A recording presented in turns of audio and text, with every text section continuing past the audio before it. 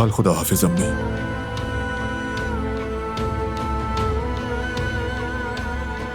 जब बेबी इस दुनिया में आएगा तो उसे आपके पास जरूर लेकर आएंगे।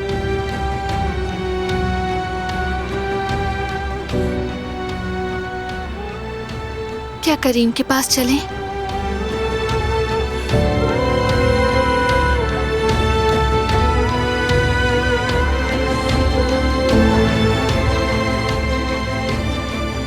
चलो।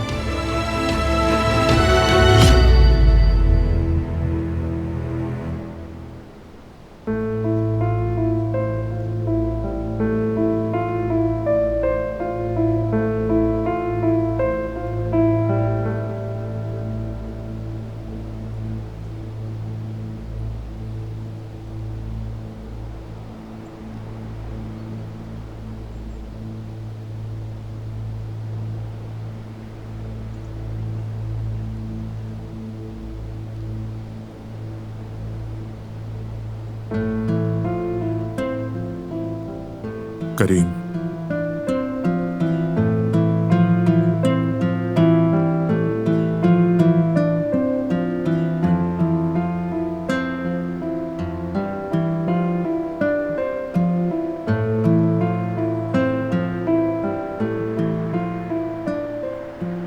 मेरे प्यारे भाई,